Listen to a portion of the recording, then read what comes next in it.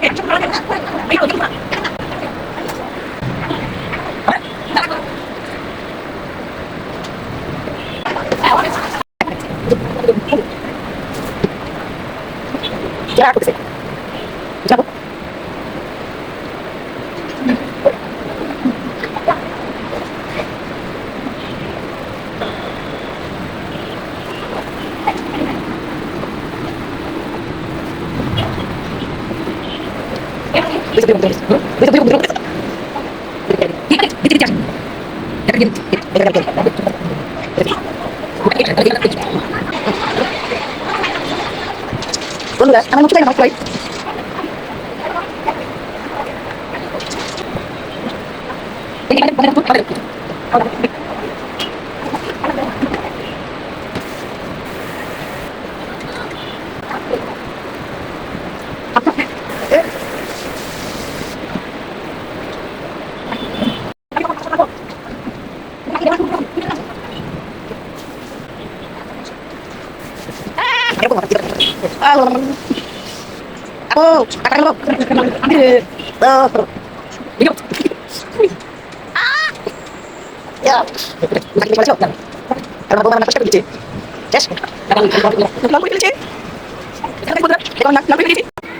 আপু এই 17 রূপার যে দিদি তোমাদের বগুড়ার আমরা মনে করো এখানে আসছি একা কাইলা ভূত হইয়া বুঝছো।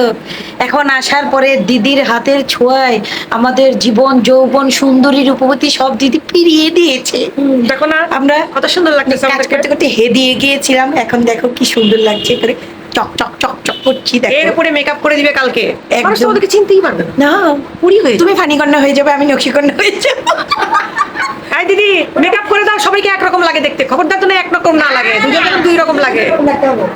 হ্যাঁ বলছে ওকে আর কালকে যদি দিদি খালি সাদা করে দেয়, শোনো, হ্যাঁ। দিদির পার্লার মনে করো ভাইরাল করে দিব, দিদির কাছে আসলে সাদা করে দিব। দিদি অলরেডি ভাইরাল হয়ে যাবে। যে জীবন যৌবনের কথা বলছি, মানে রূপ যৌবনের কথা, সরি জীবন যৌবন না রূপ যৌবন, তো দিদি এমনি ভাইরাল হয়ে যাবে। আচ্ছা আচ্ছা যাই তুমি হোক, ফিল্টার মারো নি কেন? না ফিল্টার মারার ফিল্টার মারলে আমি দিদি যে এই যে 17 রূপার দিদি বগুড়ার বক্সিবাজারে 17 রূপার দিদি যে এরকম আমাদের রূপ যৌবন ফেরত দিয়েছে সেটা আমি বুঝাবো কিভাবে? এটা আমাদের না অরিজিনাল। যতই অরিজিনাল হই আমরা ফিল্টার সুন্দরী, আমাদের ফিল্টার দিতে হবে। আচ্ছা পরের ভিডিওতে ফিল্টার মারে দেখাই দিব।